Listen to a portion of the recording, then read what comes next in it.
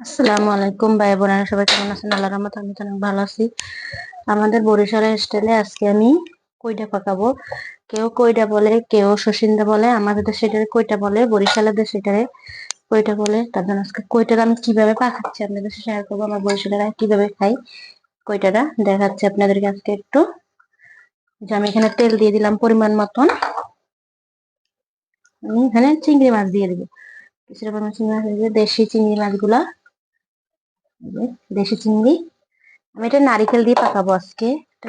খেতে অনেক মজা হয়, একবার হলে আপনার ট্রাই করে দেখবেন। পেঁয়াজ কুচি, পেঁয়াজ একটু পরিমাণ মতন দিবেন বেশি করে। চিংড়ি, কাঁচামরিচ, কাঁচামরিচ দিয়ে দিলাম। ঝালটা আপনাদের পরিমাণ মতন আপনারা দিয়ে নিবেন। আর এটা আমাদের বরিশালের ফেমাস খানা। এটা এই কইটা এরকম করেই রান্না করে। আমি আপনাদের দেখাচ্ছি কিভাবে রান্না করতেছি আমি। পেঁয়াজটা আর এটা একটু সুন্দর করে ভেজে নিব।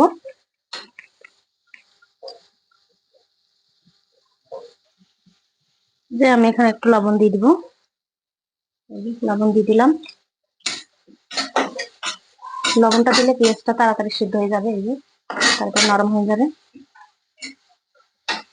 আর আমি যে আজকে কইটা পাকাচ্ছি, আপনারা একবার হলো বাসায় ট্রাই করে দেখবেন। আর কে কোথা থেকে আমার ভিডিওটা দেখতেছেন, বিদেশ থেকে, বাংলাদেশ থেকে, যে যেখান থেকে দেখতেছেন, ভাই ও বোনেরা, আমার একটু সবাই মিলে একটু সাপোর্ট করবেন, সাবস্ক্রাইব করে দেবেন বেশি বেশি করে। আপনাদেরটা ফলোতে আমার আশা বাড়াই যায় ভিডিও বানানোর জন্য। একটা হলো আপনারা সাবস্ক্রাইব করে দিবেন। এই যে আমি এখন এখানে এই নারিকেলটা যে বেটে নিয়েছি, সেই নারিকেলটা দিয়ে দিলাম। নারিকেলটা সুন্দর করে ভেজে নিব।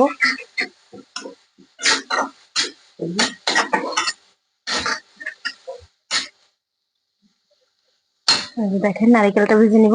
এখন এখানে একটু হলুদের গুঁড়ো দিব, আর কিছু দিব না, শুধু হলুদের গুঁড়াই দিব। হলুদের গুঁড়ো দিয়ে দিলাম। হলুদের গুঁড়ো দেওয়ার মানে হচ্ছে একটু কালার হবে, তার জন্য একটু হলুদের গুঁড়ো দিয়ে দিলাম। এই যে কালারটা কত সুন্দর আসছে দেখেন। এই যে এখন নারিকেলটা আমি সুন্দর করে একটু ভাজা ভাজা করে নিব। যে আমার নারিকেলটা ভাজা শেষ, এখন আমি এখানে কয়টাগুলো দিয়ে দিব। হ্যাঁ, সুন্দর করে কুচি করে নিয়েছি। আমি 2টা কয়টা নিয়েছি। আর এরকম রান্না করলে আমাদের সবাই খায়, আর আমি ঝোল রান্না করলে এটা কেউ খেতে চায় না। তার জন্য এরকম করে রান্না করলাম আজকে আমাদের বরিশালের স্টাইলে। আমাদের বরিশালে সবসময় নারিকেল দিয়ে, চিংড়ি মাছ দিয়ে এই কয়টাটা বেশিরভাগ ভাজি করে। খেতে অনেক মজা হয়। আপনারা একবার হলো বাসায় ট্রাই করে দেখবেন। ট্রাই করে রান্না করে খেয়ে আমাকে কমেন্ট করে জানাবেন যে কেমন হয়েছে রেসিপিটা। এই যে এখন এরকম চুলায় আমি ঢাকনা দিয়ে রেখে দিব, আস্তে আস্তে হতে থাকবে।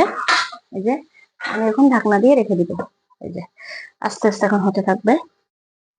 এই যে আমি এখন কয়টাটা লড়াই দেখবো কেমন হয়েছে। কালারটা কত সুন্দর হয়েছে। লড়াই দিচ্ছি। এখানে আপনাদের ধনিয়া পাতা থাকে, ধনিয়া পাতাটা দিয়ে দিতে পারবেন। আমার ধনিয়া পাতা নাই, তার জন্য আমি দিই নাই। আর একটু ভাজা ভাজা হয়ে গেলে আমি তুলে নিব। এখন আর ঢাকনা দিব না, আস্তে আস্তে হতে থাকবে। আজকে আমি একটু ভর্তাও করব। ভর্তার জন্য এখানে শুটকি মরিচ গুলো টেলে নিব। শুটকি দিয়ে আজকে ভর্তাটা করবো। এই যে দেখেন আমার কয়টা বাজিটা হয়ে গেছে, কত সুন্দর লাগতেছে দেখেন।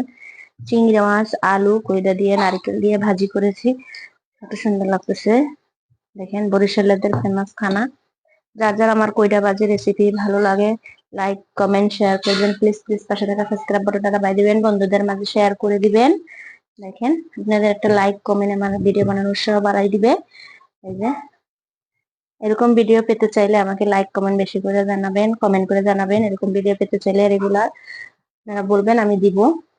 একবার হলো আপনারা বাসায় ট্রাই করে দেখবেন এই খানাটা, কয়টা বাজি দেশি চিংড়ি মাছ দিয়ে। দেখেন আমার রেসিপি যদি ভালো লেগে থাকে লাইক কমেন্ট শেয়ার করবেন প্লিজ প্লিজ। পাশে থাকা সাবস্ক্রাইব বাটনটা দাবাই দিবেন, বন্ধুদের মাঝে শেয়ার করে দিবেন। আসসালামু আলাইকুম।